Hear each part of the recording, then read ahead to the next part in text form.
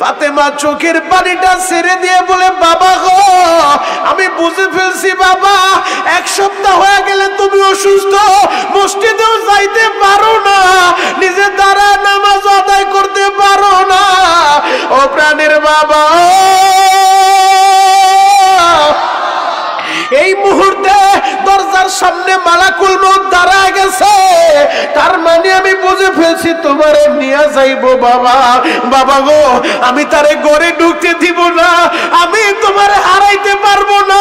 ও বাবা, তুমি চইলা গেলে আমার কি উপায় হবে, আমার কি উপায় হবে, আমি অনুমতি দিব না। আমার নবী বললেন, মারে, যেই লোকটা দরজার সামনে দাঁড়াইছে, ও মা, তার ঘরে ঢোকার লাইগা তার অনুমতি লাগে না, লাগে না।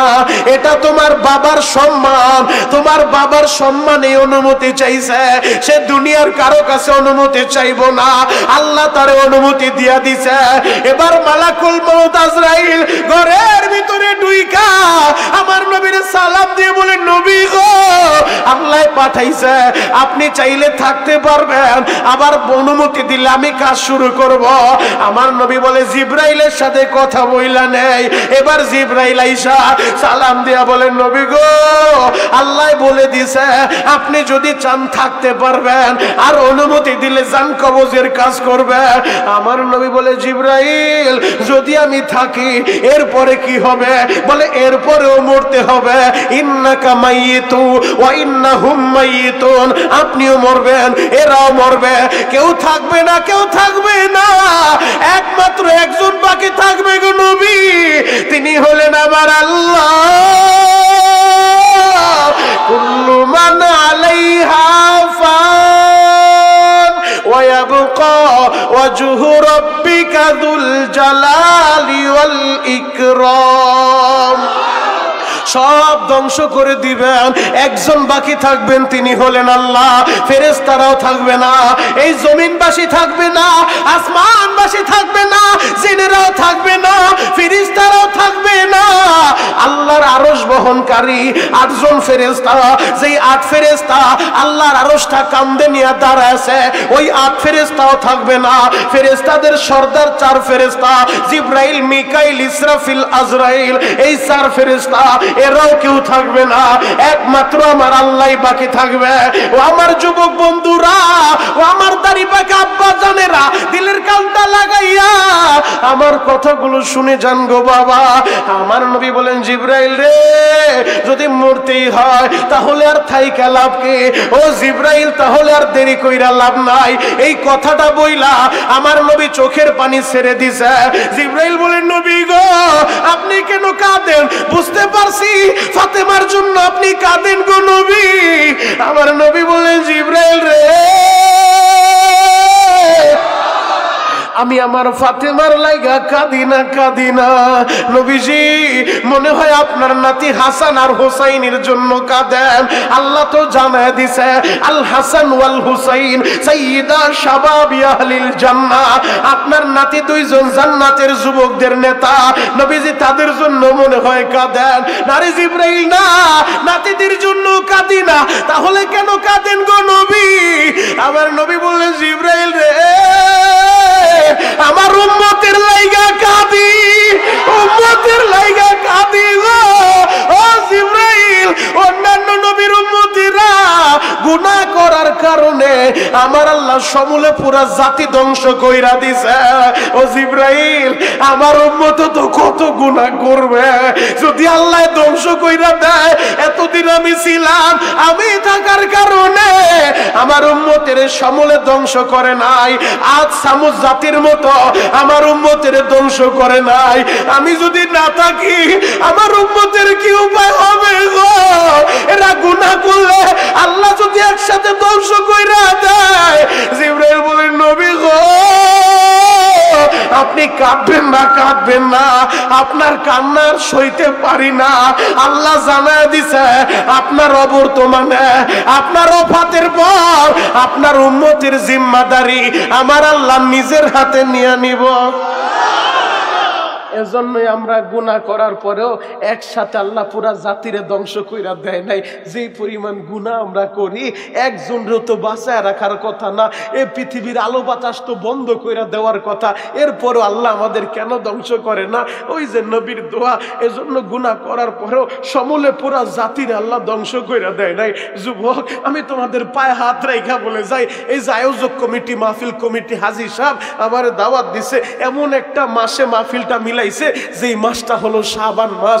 এই শাবান মাস এমন একটা মাস, এ মাসে আমার নবী অধিক পরিমাণে রোজা রাখতেন। আম্মা জান আয়েশা বলে, রমজান ব্যতীত আমার নবীর এই পরিমাণ রোজা রাখতে দেখি নাই যেই পরিমাণে রোজা রাখতো শাবান মাসে।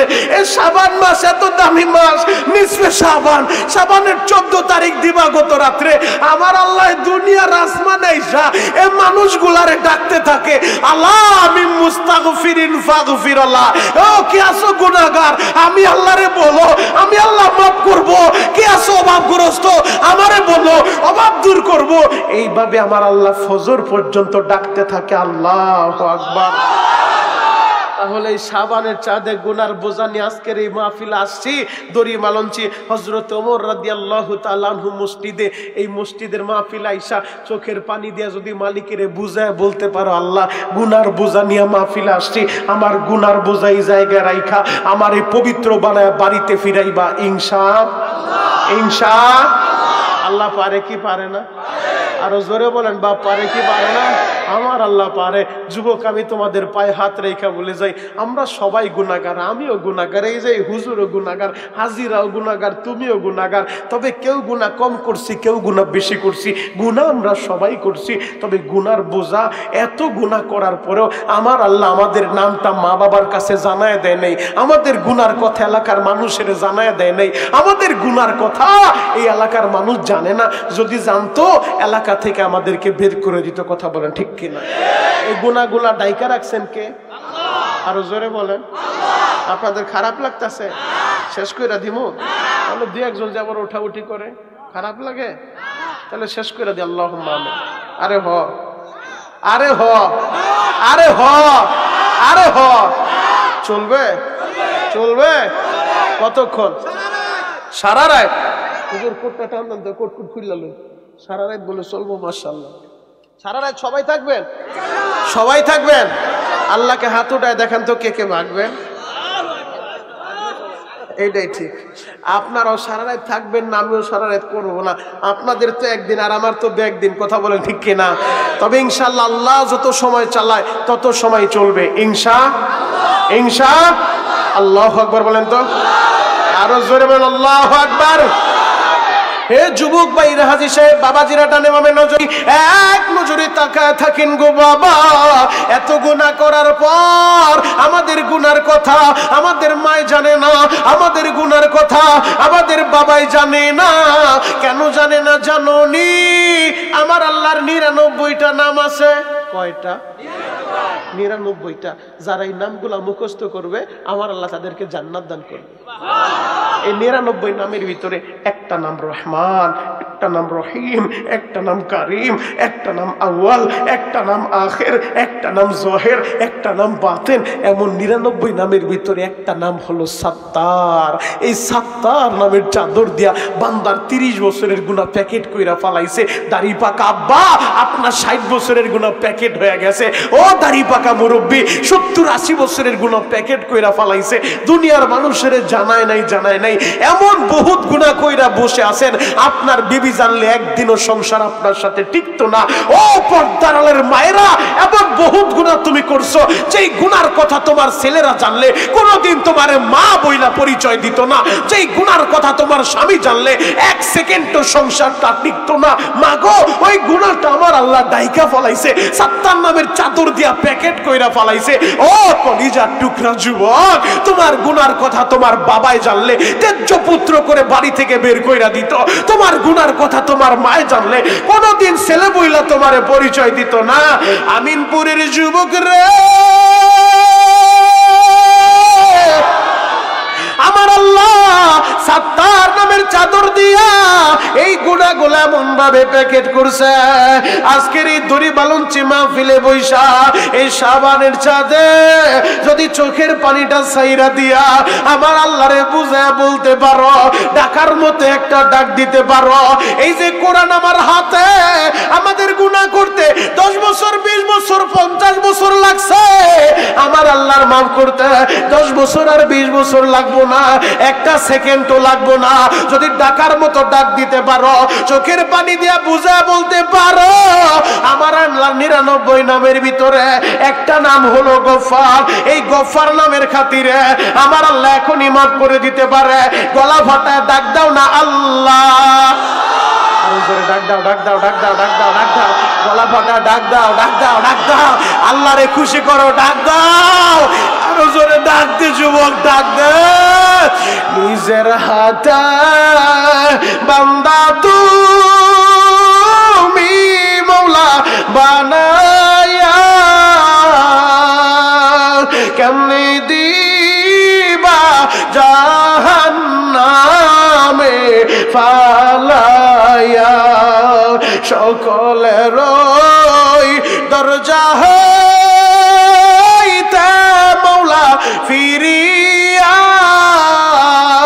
ইয়া আল্লাহ, ইয়া আল্লাহ, তোমার দরজায় রইলাম আমরা পড়িয়া।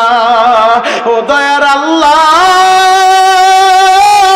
আজকে 14 ফেব্রুয়ারি এই পাবনা আমিনপুর থানার দিকে তাকা দেখো, তরিমালুঞ্চি এলাকার দিকে তাকাও গো। এই যুবকগুলা খাবারের লোভে আসে নাই, এরা টাকার লোভে আসে নাই রে মওলা। এরা এই মাহফিলে বৈশা চোখের পানি দিয়া তোমারে আল্লাহ বলে ডাক দিছে, আল্লাহ বলে ডাক দিছে। তোমার কি মায়া লাগে না? তোমার কি দয়া লাগে না রে আল্লাহ? দাও না আমিনপুরবাসীরে তুমি মাফ কইরা, চিৎকার মেরে বলেন আমিন। আল্লাহ মাফ করতে পারে কি পারে না? আরো জোরে বলেন, বা পারে কি পারে না? একটা আয়াত আপনাদের সামনে আমি পড়ছি, এই আয়াতকে সামনে নিয়ে কিছু সময় আলোচনা করব। চোখের পানিগুলা রেডি করেন, আমার আল্লাহ চোখের পানিটা বড় পছন্দ করে। ফালিয়াদহাকু কলিলা ওয়ালিয়াবকু কাসীরা, বান্দা কম কম হাসবা, বেশি বেশি কাঁদবা। চোখের পানিটা আল্লাহ বড্ড ভালোবাসে। যুবক, দুনিয়ার ঘরের ভিতরে আগুন লাগলে ফায়ার সার্ভিসে খবর দেই, দমকল বাহিনী দমকলের পানি দিয়ে আগুন নিভায়, পদ্মা মেঘনা এই সমস্ত নদীর পানি দিয়ে আগুন নিভায়। কিন্তু তোমার আমার গুনার কারণে যে জাহান্নামের আগুন জ্বলে, এই আগুন নিবানোর জন্য দুনিয়ার পদ্মা মেঘনা যমুনা আরিয়ালকা শীতলকা আর এই বাদাই নদীর পানিতে কাজ হবে না, হবে না। চোখের পানি লাগবে, চোখের পানি, কথা বলেন ঠিক কিনা? জন্য চোখের পানি রেডি করেন। যুবক, আমি জানি না আজকের এই মাহফিল কার যেন জীবনের মোড়টা ঘুরায় দিবে, আজকের এই মাহফিল কার জীবনের হেদায়েতের মালাটা আল্লাহ পরায় দিবে আমি জানি না। তবে হেদায়েত আল্লাহর কাছে চাইতে হবে। মাওলা হে, মাহফিলে যেহেতু নিয়েই আসছেন, আমাদের সবাইকে হেদায়েতের মালা পরায় দেন। চিৎকার মেরে বলেন আমিন। আল্লাহ হেদায়েত দিতে সময় লাগে না। গতকালকে আমার মাহফিল ছিল সেই নাজিরগঞ্জ ইউনিয়নের ভিতরে নারায়ণপুর গ্রামে। একটা যুবক আমার কাছে আর একটা বন্ধুরে নিয়ে আসছে, বলে জেল জরিমানা হবে। ওই হামলা মামলা জেল জরিমানাকে ভয় পাই না। যে কোরআনের জন্য আল্লাহ নবী দান শহীদ করলো, যে কোরআনের জন্য নবীর অনেক সাহাবীরা স্ত্রীকে বিধবা করলো, যে কোরআনের জন্য নবীর অনেক সাহাবী কলিজাটা পর্যন্ত দিয়া দিল, যে কোরআনের জন্য নবীর অনেক সাহাবীরা মায়ের কোলটা খালি করলো, যে কোরআনের জন্য নবীর অনেক সাহাবীরা সন্তানগুলোর এতিম করলো, যে কোরআনের জন্য যুগে যুগে উলামায়ে হক্কানি উলামায়ে রব্বানি জালিমের জুলুম আর নির্যাতন সহ্য করলো। এই কোরআনের পক্ষে থাকতে গিয়ে যদি আমাদের উপরে হামলা হয়, আমাদের উপরে মামলা হয়, আমাদেরকে কারাগারে ঢুকানো হয়, আমাদের গলায় ফাঁসির রশি লাগানো হয়, ওই ফাঁসির মঞ্চে দাঁড়িয়ে বলবো কোরআন নিয়ে বাঁচতে চাই, কোরআন নিয়ে মরতে চাই। কে কে রাজি আছো? হাতগুলা দেখতে চাই।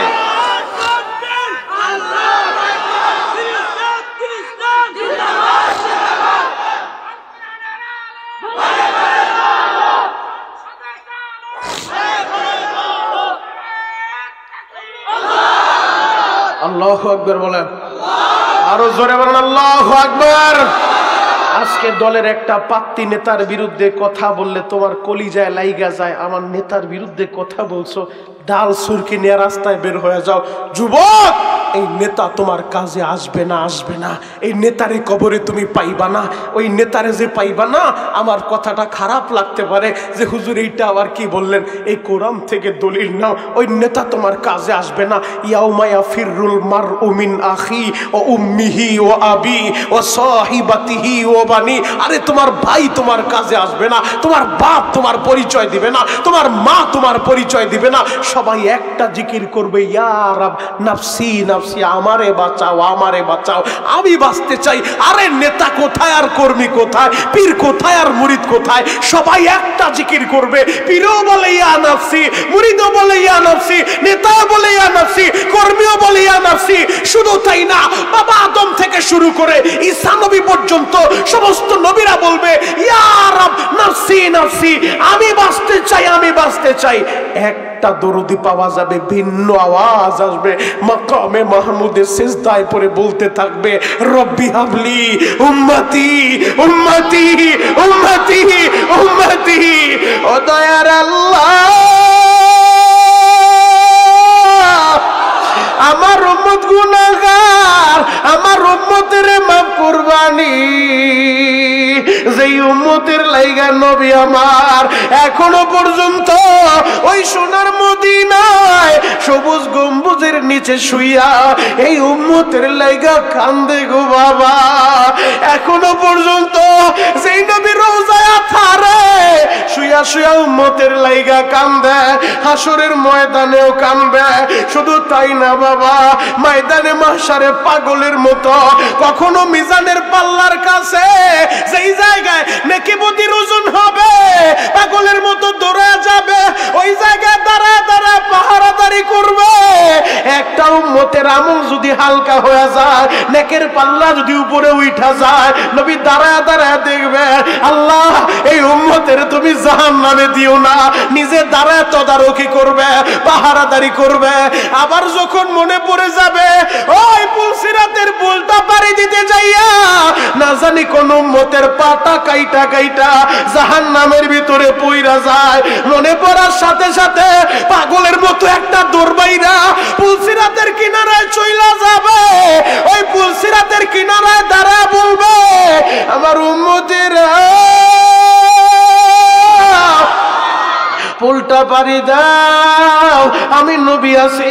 নবী দাঁড়ায় দাঁড়ায় পাহারাদারি করবে। আবার যখন মনে পড়ে যাবে না জানি আমার কোন উম্মত পানি পানি বইলা চিৎকার মাইরা জিহ্বাটাও বের হয়ে গেছে, একটা দৌড় মাইরা আবার হাউজে কাউসারের কিনারায় যাইয়া গিলাস বইরা বইরা হাউজে কাউসার উঠাইয়া ডাক মারবে উম্মতেরা আয় আয় আয়, আমি নবীর হাতে এক গ্লাস হাউজে কাউসার পান কইরা যা। ও আমার আমিনপুরের বাইরা, যেই নেতা পুরাটা জিন্দেগি মাইর খায়া উম্মতের জন্য দোয়া করে, এই উম্মতের বলে না যেই নেতা এখনো পর্যন্ত রওজা মুবারকে শুইয়া উম্মতের লাইগা কান্দে, যেই নেতা ময়দানে মাশারে এই উম্মতের জন্য কাঁদবে, উম্মতের নাজাতের লাইগা, উম্মতের জান্নাতে দেওয়ার লাইগা।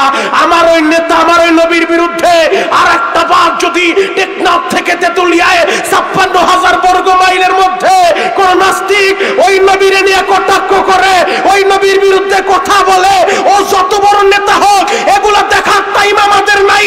কে কোন পীরের মুরিদ আমি এগুলা দেখতে চাই না। আমাদের পরিচয় একটা, আমরা এক আল্লাহর বান্দা, এক নবীর উম্মত, আমাদের কোরআন এক, আমাদের কাবা এক, আমাদের মদিনা এক। ওই নবীর বিরুদ্ধে কথা বললে ওরে জানতা বুঝে ফেলতে হবে, জানতা বুঝে ফেলতে হবে। রাজি আছেন না নাই? আরো জোরে বলেন রাজি আছেন না নাই? আল্লাহু আকবার বলেন তো। ওই নবীরে ভালোবাসার দরকার আছে না নাই? একটা আয়াত তেলাওয়াত করছি, শুনেন আল্লাহ কি বলে, কুল ইন কুনতুম তুহিব্বুনাল্লাহ। আল্লাহ বলেন নবী গো, দুনিয়ার মানুষের বইলা দেন, তাদেরকে জানায় দেন যারা আমি আল্লাহরে ভালোবাসতে চাই, ফাত্তাবিউনি ইউহিব্বুকুমুল্লাহ, আমারে ভালোবাসতে চাইলে আগে যেন আপনার ইত্তেবা করে, আপনারে ভালোবাসে। বুখারীর ভিতরে নবীজি বলেন মান আহাব্বা সুন্নতি ফাকাদ আহাব্বানি, যে আমার সুন্নত ভালোবাসবে সে যেন আমি নবীরে ভালোবাসে। তার মানে বোঝা যায় যে সুন্নত ভালোবাসবে সে নবীর ভালোবাসা পাবে, আর যে নবীর ভালোবাসা পাবে আল্লাহর ভালোবাসা পাবে, আর যে আল্লাহর ভালোবাসা পাইবে ওয়াগফির লাকুম যুনুবাকুম, আল্লাহ বলে আমি আল্লাহ এদের জীবনের সব গুনাহ মাফ করে দিব। আরো জোরে বলেন। আপনাদের মন খারাপ, ক্ষুধা লাগছে, বাড়িতে গ্যাঞ্জাম হইছে, তাহলে এত দামি কথা বললাম গুনাহ মাফ করবো, সুবহানাল্লাহর আওয়াজ হইল না। দাঁড়ান বইলাল, এবার বললে সুবহানাল্লাহর আওয়াজ হবে তো ইনশাআল্লাহ। যারা আল্লাহর ভালোবাসা পাইবে আল্লাহ বলে ওয়াগফির লাকুম যুনুবাকুম, আমি আল্লাহ এদের জীবনের সব গুনাহ মাফ করে দেব। তাহলে ওই আল্লাহরে ভালোবাসতে চাইলে নবীরে ভালোবাসার দরকার আছে না নাই? আবার জোরে বলেন আছে না নাই? আমাদের দেশে তো সবাই আমরা নবীরে ভালোবাসতেছে। ওরে বাবা রে বাবা, আশিকে রাসূলের অভাব নাই, কথা বলেন ঠিক কিনা? ওরে বাবা রে বাবা, মাথা থেকে পা পর্যন্ত একটা সুন্নত খুঁজে পাওয়া যায় না, সেও দাবি করে আশিকে রাসূল। বাপ, দাবি করলে আশিক হওয়া যায় না। আশিক যদি হইতে চাও সাচ্চা এবং পাক্কা আশিক হও। সাহাবায়ে কেরাম দেখায় গেছে, শিখায় গেছে কিভাবে নবীরে ভালোবাসতে হয়। নবীর সাহাবীরা কলিজাটা দিয়া দিছে, এরপরেও নবীর অপমান তারা বরদাস্ত করে নাই, কথা বলেন ঠিক কিনা? নবীর সাহাবীরা দেখায় গেছে, শিখায় গেছে। আরে দুনিয়া একদিকে, আমার নবী একদিকে, দুনিয়া একদিকে, গোল্লায় চলে যাক আমার নবী, যে নবীর আমার কলিজার চেয়ে বেশি ভালোবাসি। জ্বলন্ত একটা প্রমাণ দেই যাতে আপনাদের বুঝতে সহজ হয়। নবীর সাহাবীরা নবীরে কতটা বেশি ভালোবাসতো, সন্তানের চাইতো আমার নবীরে বেশি ভালোবাসতো। 7 বছরের একটা বাচ্চা, তার বাবা ওই 7 বছরের বাচ্চাটা রাইখা জিহাদের ময়দানে চইলা গেছে, আল্লাহর নবীর সাথে জিহাদের ময়দানে রণাঙ্গনে ছুইটা গেছে। ওই 7 বছরের বাচ্চাটার নাম বশির। বশিরের বাবা, ওর মা মারা গেছে, এখন বাবাই ওরে গোসল করায়, বাবাই ওরে খাবার খাওয়ায় দেয়, বাবাই রাত্রিবেলা ঘুম পাড়াইতে নেয়। তো বশির বিকালবেলা খেলাধুলা কইরা বাড়িতে আসছে, আইসা দেখে বাবাই তো বাড়িতে নাই। আশেপাশে মানুষের জিজ্ঞেস করে আমার বাবারে দেখছো? বলে হ্যাঁ। তুমি কি জানো না বশির, তোমার বাবা তো নবীর সাথে জিহাদের ময়দানে চইলা গেছে। 7 বছরের বাচ্চাটা স্তব্ধ হয়ে গেছে। আমার বাবা কেমন বাবা, আমার কথাটা একটা বারও চিন্তা করলো না, আমার কথাটা একটা বারও ভাবলো না যে আমার কি উপায় হবে, আমারে কে খাবার খাওয়ায় দিব, কে ঘুম পাড়ায় দিব। নবীর সাথে যুদ্ধের ময়দানে চইলা গেল। সবাই বলে বশির রে তোমারে বইলা যায় নাই? না, আমার বাবা তো আমারে বইলা যায় নাই। এবার বশির বাড়িতে আর থাকে না, একা কেমনে বাড়িতে থাকবো, দৌড় দিয়া মসজিদে নববীতে চইলা গেছে। মসজিদে নববীর বারান্দায় যায় পড়ে আছে, কেউ খাবার দিলে খায়, না দিলে না খায় থাকে। কয়েকদিন পার হয়ে গেছে, যুদ্ধ যখন শেষ হয়েছে, আমার নবী তার সাহাবীদেরকে নিয়ে মসজিদে নববীর দিকে আসতেছে। ও আমার আমিনপুরের বাইরা রে,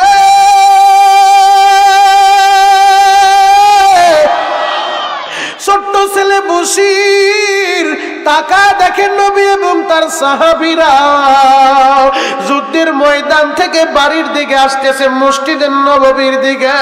বশির একটা দৌড় মাইরা মসজিদের নববীর সামনে দাঁড়াইয়া সবার চেহারার দিকে তাকায়। সব সাহাবীদের চেহারাগুলা দেখা যায়, তবে যেই মানুষগুলা যুদ্ধ কইরা আসলো এদের ভিতরে তার বাবারে তো সে দেখে না, বাবার চেহারাটা তো দেখা যায় না।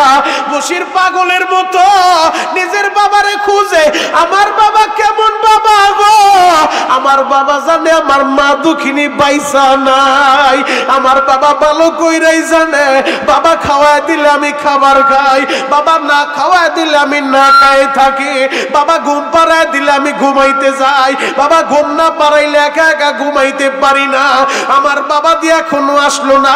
সব সাহাবী যুদ্ধের ময়দান থেকে আইলো, আমার বাবাই দিয়ে আইলো না, আমার বাবা কেমন বাবা গো। বশির পাগলের মতো মসজিদের ভিতরে খুঁজে, আমার বাবা কই, বাবারে তো দেখি না। এবার 7 বছরের বালক বশির বুকের ভিতরে সাহস নিয়া ডর ভয় বাদ দিয়া আমার নবীর সামনে ছুইটা গেছে। নবীর সামনে দাঁড়াইয়া 7 বছরের ছেলে বশির বলেন, নবী গো বেয়াদবি নিয়েন না গো নবী, আমার বাবা কই। সব সাহাবীরা যুদ্ধ থেকে আসলো গো নবী, আমার আমার বাবা দিয়াইলো না, আমার বাবাকে আমার কথাটা একবারও ভাবলো না। আমার বাবা কেমন বাবা, আমার কথাটা কি তার মনে পড়ে না? নবী গো, আমার বাবা কোথায় আপনি একটু আমারে বলেন। আমার নবী কোনো কথা বলে না, বলে না। ও আমিনপুরের ভাইরা, এখন বৈশা বৈশা কানবা। দয়ার নবী, মায়ের নবী ওই বাচ্চা বশিরের কথাটা শুই না, নবী কোনো জবাব না দিয়া চেহারাটা ডান দিকে ঘুরাইছে। যখন ডান দিকে চেহারাটা ঘুরায় নিছে, ছোট্ট ছেলে বশির একটা দৌড় দিয়া নবীর ডান পাশে আইসা আবার বলে, নবী গো, আপনি দি কোনো কথা বলেন না নবী, আমার বাবা কোথায়? সবাই আসলো, আমার বাবা দিয়ে আসলো না। আপনি দি কোনো কথা বলেন না, আপনি দি চেহারা ঘুরায় নিয়ে যান। আমার নবী কোনো জবাব দেয় না, আবার চেহারাটা বাম দিকে ঘুরাইছে। বসির একটা দৌড় মাইরা নবীর বাম পাশে আইসা বলে, নবী গো, আমার বাবা কোথায় গো নবী? আমার বাবারেও দেখি না, আপনিও জবাব দেন না। নবী গো, আমার বাবা কোথায়? আপনি একটু বলেন। আমার নবী কোনো কথা বলে না, বলে না। নবীর চোখের ভিতরে পানিগুলা টলমল করতেছিল, আবার চেহারাটা সামনে নিয়ে আসে, আবার বসির দৌড় দিয়া সামনে আইছে। নবী গো, আপনি চুপ করে থাকবেন না, বলেন আমার বাবা কই? আমার নবী দাঁড়ানো ছিল, আমার নবী বৈশা বইরা বসির রে বুকের সাথে জড়াইয়া, বসির রে বুকের সাথে জড়াইয়া চোখের পানি ছেড়ে দিয়া আমার নবী বলে, বসির রে, আমি কেমনে তোরে বলি রে বাবা, তোর বাবা জিহাদের ময়দানে যাইয়া শহীদ হয়ে গেছে, শহীদ হয়ে গেছে। বসির রে, আমি নবী তোর বাবারে জান্নাত থেকে আইনা তোর সামনে দাঁড় করাইতে পারবো না। ও বশির, তবে আমি নবী জানা দিলাম, তুই যতদিন বাঁচবি আমি মুহাম্মদ তোরে ছেলের মতো ভালোবাসবো। বশির কান্দে আর বলে, নবী গো, আমার বাবা আমার একবার বইলাও গেল না। ও যুবক, ওই সাহাবী প্রমাণ করে দিল, ওই সন্তানের চাইতে নবীর ভালোবাসাটা তার দিলের ভিতরে বেশি। সব কিছুর চাইতে নবীর সাহাবীরা নবীরে বেশি ভালোবাসে। তুমি কেনই নবীরে ভালোবাসবা না? ও দাড়ি পাকা আব্বা জানেরা, আমি তোমাদের পায়ে হাত রাইখা বলে যাই, ওই নবীরে ভালোবাসবো জীবনের চাইতেও বেশি। ওই নবীজি বলছে, হুমা জান্নাতুকা ওয়া নারুকা। যুবক, এই তো শবে বরাত আসতেছে, আজকে 4 তারিখ, 14 তারিখ দিবাগত রাত্রে শবে বরাত। যেই শবে বরাতে আমার আল্লাহ হাজার হাজার লক্ষ কোটি কোটি জাহান্নামের আসামি তাদেরকে মাফ কইরা জান্নাত দিয়া দিব রে বাবা। তবে ওই ছেলেরা আল্লাহ মাফ করব না, করব না, যারা আল্লাহর সাথে শরীক করে, যারা গায়রুল্লাহর পূজা করে, যারা আল্লাহর ইবাদত বাদ দিয়া অন্য কারো সামনে মাথাটা নত করে, যারা মুশরিক, মুশরিকদের আল্লাহ মাফ করব না। 2 নম্বরে ওই কপাল পোড়া ছেলেরেও মাফ করব না, যার অ্যাকাউন্টে মা বাবার বর্দ আছে। আমিনপুরের যুবক রে, তোদের পা দুইটা গায়ে দে রে ভাই। আমি পা দুইরা বলে যাই, সবে বরাতে সবাই মাপ পাইল, তুই পাবি না, পাবি না। যদি তোর অ্যাকাউন্টে মার বরদোয়া থাকে, আজকের বয়ান শেষ কইরা আমি শরীয়তপুরি তোর পায়ে হাত দিয়া বইলা যাই। বয়ানটা শেষ কইরা বাড়িতে যাইয়া আগে মার হাতটা জড়া ধরবি আর বলবি, মা, তুমি আমারে মাফ না করলে আমার আল্লাহ বলে মাফ করব না। তুমি আমারে মাফ না করলে আমার নামাজ রোজায় কাজ হইব না। মাগো, দেও না আমারে মাফ কইরা। যুবক রে, আমার নবী জানে এতিমের মনে কত জ্বালা। আমি যখন বলছি বাড়িতে যায় মাফ চাইবা, যাদের মা নাই তাদের ভিতরে তো ব্যথা শুরু হয়ে গেছে। ও শরীয়তপুরি ভাই, বাড়িতে যাইয়া আমি কার কাছে মাফ চাইব?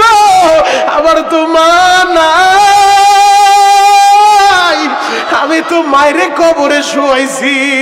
যুবক রে, গত মাসে আমি মাহফিলে গিয়েছিলাম কিশোরগঞ্জে। আমি যখন বয়ানের মধ্যে বললাম বাড়িতে যে আমার হাত ধইরা মাপ চাইবা, মায়না মাপ না করলে আল্লাহ মাপ করব না।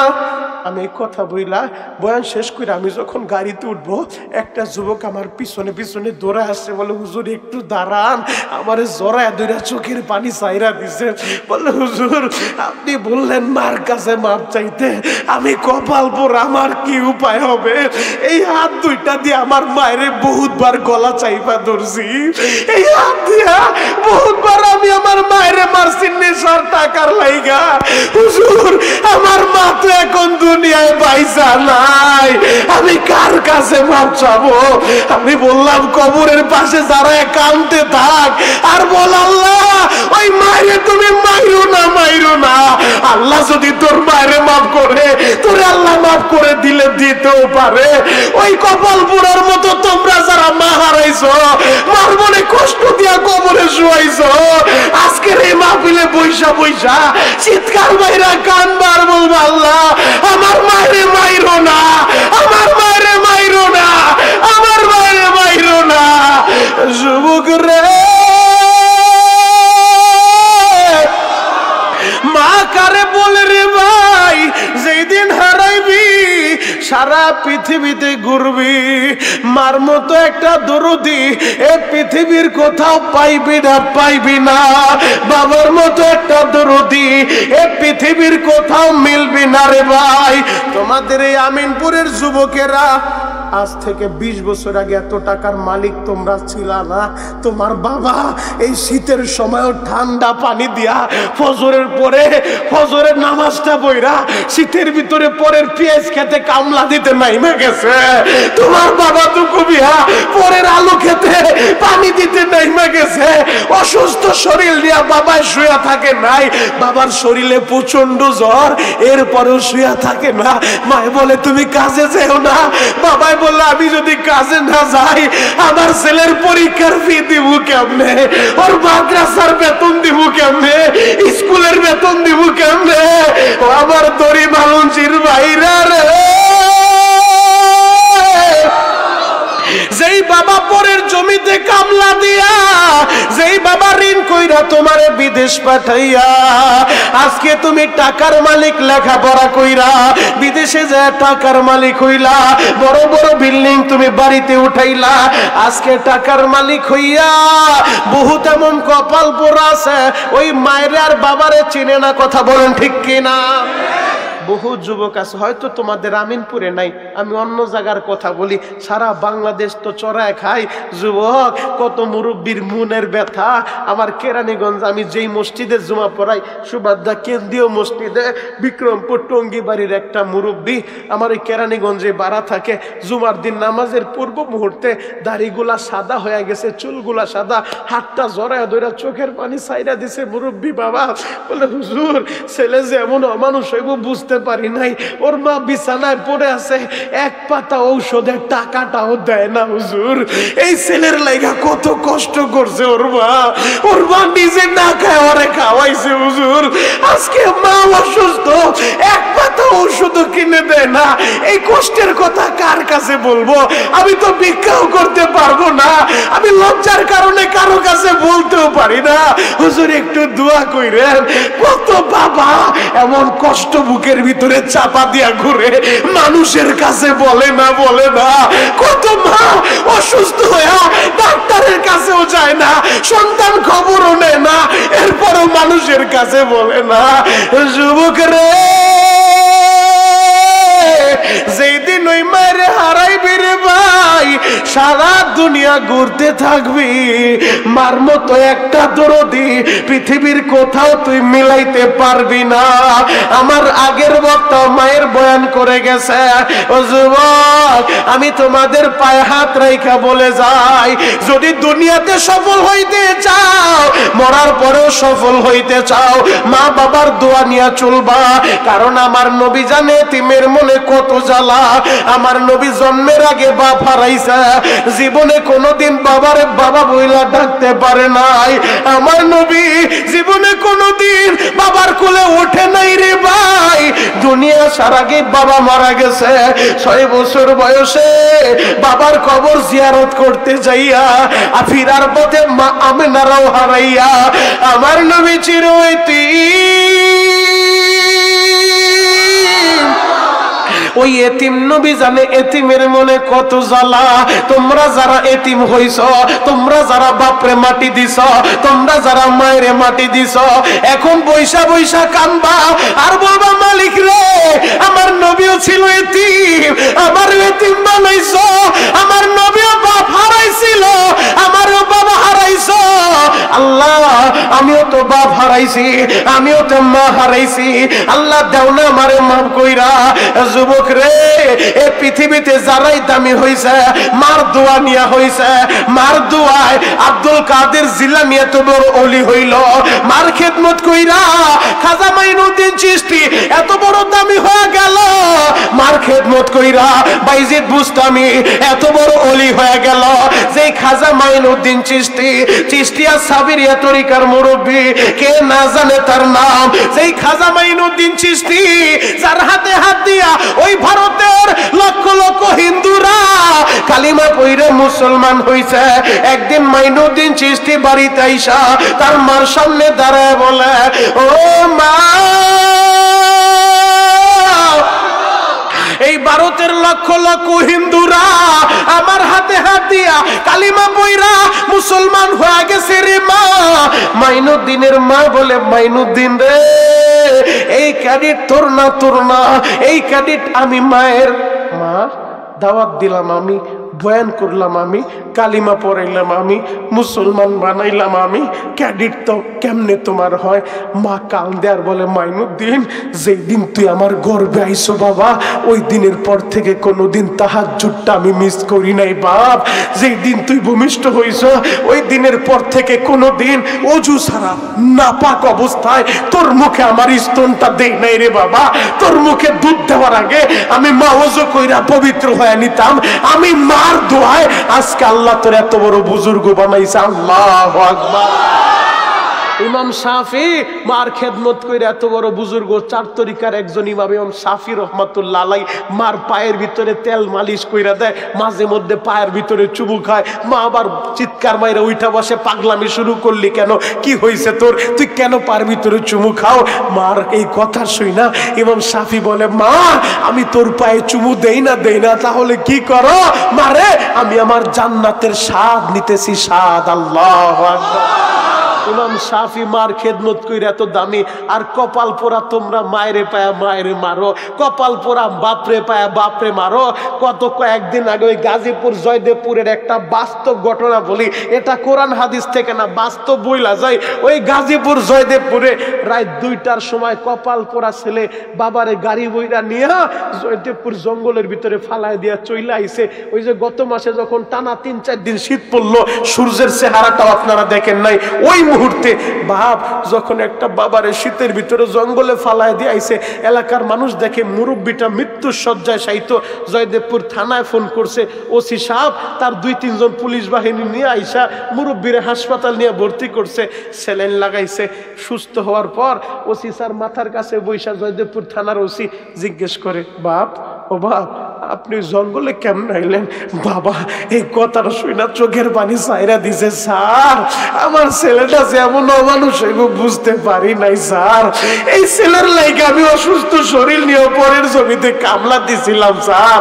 স্যার গো আমার রাত 2টার সময় গাড়ি বইরা নিয়ে আইছে। আমি বললাম, বাবা এত রাইতে আমারে কই নিয়ে যাও? বলে কোনো কথা বইল না, আমি অসুস্থ মানুষ, আমার ওই জঙ্গলের সামনে না আমার ধাক্কা মাইরা জঙ্গলে পালায় দিয়া ওই যে গাড়িটা নিয়ে চইলা গেল। আমি পিছন থেকে এত চিৎকার মারলাম আর বললাম, বাবা রে একটা বার দাঁড়া রে বাবা, আমি একটু ভালোভাবে তোর দিকে নেই। স্যার আমার ছেলেটা একটা বারও দাঁড়াইলো না, পিছন দিকেও তাকাইলো না, ওই কপাল পোড়া বাবারে জঙ্গলে ফালা দেয়। আরে আমিনপুরে কত বাবারা ছেলেরা বৈশা বৈশা কান্দে, ও বাবা কবরে তুমি কেমন আছো? আজও খবর নিতে পারলাম না। মালিক রে বাংলাদেশে যারা বাবারে হারাইছে, মায়ের হারাইছে, ওই মা বাবার কবরটা তুমি এখনই জান্নাতের বাগান বানায় দাও। চিৎকার মেরে বলেন আমিন। মা কারে বলে, মা কারে বলে, জ্বলন্ত একটা প্রমাণ তোমাদের সামনে দিব, তোমাদের বুঝতে সহজ হবে। মা কি জিনিস রে ভাই। কোনোদিন ওই মার মনে কষ্ট দিস না। আজকে বাড়িতে যা, আগে মার হাতটা ধইরা মাপটা চায় নিস। যদি তোর মা তোরে মাপ না করবে, তাহলে তোর মা তোরে মাপ না করলে শবে বরাতে তোর মসজিদে আইসার দরকার নাই। মসজিদে আইসার তোর কোনো লাভ নাই। সবাই মাপ পাইলো, তুই পাবি না। তোর মার বরদোয়া তোর অ্যাকাউন্টে থাকলে আল্লাহ তোরে মাফ করবে না। তোর মসজিদে আসার দরকার নাই। যুবক তোরে পায়ে হাত রেখা বলে যাই, আজকে বয়ানের পরে বাড়িতে যা, আগে মার হাত ধরবি। মা তুই মাফ না করলে আল্লাহ মাফ করবো না, আমারে মাফ কইরা দাও। মার দোয়া নিতে পারবা তো ইনশাআল্লাহ? আল্লাহু আকবার বলেন তো। মা কারে বলে, নকশবন্দি কিতাবের ভিতরে লিখে 15 বছর হয়েছে ছেলে মা বাবার সাথে সম্পর্ক নাই। দেখবেন অনেক সময় সেন্দ হয়েছে, এটা নিয়ে বাইগা চইলা যায়, বাপ মা মানে না, পরে আর মা বাবার খবর নেয় না। কথা বলেন ঠিক কিনা? বাস্তব আমার সাথে একটা ঘটনা আপনাদেরকে বলি। গত বছর শবে বরাতের আগে এমন আমি কেরানীগঞ্জ কালীগঞ্জ বাজারে বয়ান করতেছিলাম। আমি বললাম শবে বরাতের ওই সন্তানের মসজিদে আইসা কোনো লাভ নাই, যার অ্যাকাউন্টে মা বাবার বর্দ আছে, মা বাবার কাছে টেলিফোন করে মাপ চায় নিও, বাড়ির কাছে হইলে হাত ধরে মাপ চাও। এই কথাটা বলছি আমি, এই কথা বইলা তো চইলা গেছি। আমার মসজিদে এসে একটা যুবক আমারে 500 টাকা মুসাফা করে দিয়া চোখের পানি ছাইরা দিয়েছে, বলে হুজুর আপনার কথা শুনে আমি সাথে সাথে মায়েরে ফোন দিছি। হুজুর আমি একটা মেয়েরে পছন্দ করতাম, বরিশাল হিজলা থানায় আমার বাড়ি। হুজুর ওই মেয়েটারে পছন্দ করতাম, আমার বাবা মাইনা নেয় নাই, কারণ আমার বাবার অনেক সম্পত্তি, এলাকার ভিতরে মাতুব্বর আমার বাবা। আমার বাবা মেয়েটারে মাইনা নেয় নাই। ওই মেয়েটা নিয়ে আমি বাইগা চলে আসছি কালীগঞ্জে, আইসা গার্মেন্টসে ভর্তি হয়েছি। 5টা বছর বাড়িতে কোনো যোগাযোগ করি নাই। আমার বাপ মা যেহেতু আমারে মানবো না, এমন বাপ মা আমার লাগবো না, এই নিয়ত কইরা 5টা বছর এই মেয়েটা নিয়ে আমি সংসার করতেছি। হুজুর আপনি যখন বলছেন সবাই বলে তো সবাই মাপ পাইব, যার সাথে মা বাবার সম্পর্ক ভালো না, মা বাবার মনে যে কষ্ট দিছে তারে আল্লাহ মাফ করবো না। হুজুর আপনার কথাটা শুই না আমার দিলের পরিবর্তন হয়ে গেছে। আমি 5 বছর পর মায়ের শুধু টেলিফোন করে একবার বলছি, মা মা বলতে দেরি, আমার মা পাগলের মতো হয়ে গেছে। বাবা রে তোর কি হয়েছে বল, তুই কোনো বিপদে পড়ছিস নি বাবা? ও বাবা তুই কোথায় আছিস বল, আমি মাইতাছি, আমি মাইতাছি। যুবক রে মা কারে বলে রে ভাই, একবার মা ডাক শুই না 5 বছরের ব্যথা মুহূর্তেই ভুইলা যায়, এর নাম হলো মা। যুবক রে ঢাকায় লেখাপড়া করছো, ভার্সিটিতে পড়ছো, আমার তালবিলিম বাবাজিরা, তোমরা যারা মাদ্রাসায় পড়ো, যারা ঢাকায় থাকো, যারা বিদেশের বাড়িতে যাও, দেখবা তুমি যখন দড়ি মালঞ্চি তোমার বাড়ি থেকে বের হইবা, তোমার গাড়ির ভিতরে উঠায় দিয়া সবাই বাড়ি চইলা গেল। তুমি মায়ের যতই বলো মা বাড়ি যাও, মায়ের বাড়ি যায় না, কাপড়ের আঁচল দিয়া চোখের পানিগুলা মুছে যে গাড়িতে সন্তানরে উঠায় দিছে, ওই গাড়িটা যত দূর দেখা যায় মা শুধু তাকায় থাকে রে ভাই, মা শুধু তাকায় থাকে। এর নাম হলো মা। মা মা কোনদিন মায়ের কষ্ট দিস না রে যুবক। নকশাবন্দি কিতাবের ভিতরে লিখে 15 বছর হয়েছে সন্তান মা বাবার সাথে কোনো যোগাযোগ নাই, চোখের পানি রেডি করো, এখনই আল্লাহ তোমার মা বাবারে মাফ করে দিতে পারে। 5 মিনিটের ভিতরে আলোচনার ইতি টানবো, পুরা ময়দানে কান্নার বল পড়ে যাবে। এক নজরে তাকায় থাকো। আমি জানি না কার বাবা অসুস্থ, আমি জানি না কার বাবা অসুস্থ, আমি জানি না কার মা হার্টের রোগী, ডায়াবেটিসের রোগী, কার মা কিডনির রোগী রে ভাই। আমিনপুরের বাইরে রে 15 বছর পর সন্তানের দিলে পরিবর্তন। নবীরে ভালোবাসা কোন যুবক আছো থাকলে হাতটা উঁচু করো, তোর উসিলা সবাই আল্লাহ মাফ কইরা দিব। আজ থেকে আর জীবনে দাড়িতে খুর লাগাবি না, কারো দেখানোর জন্য না, আমার নবীরে দেখানোর লাগা। নবীরে ভালোবাসা, স্বপ্নে যোগে নবী যেন তোর সাথে দেখা দেয়, আমি দোয়া করব। হিম্মত করে বলতো কোন কোন যুবক আছো আজকের পরে কোনোদিন দাড়িতে খুর লাগাইবা না, দেখি তো কোন কোন যুবক।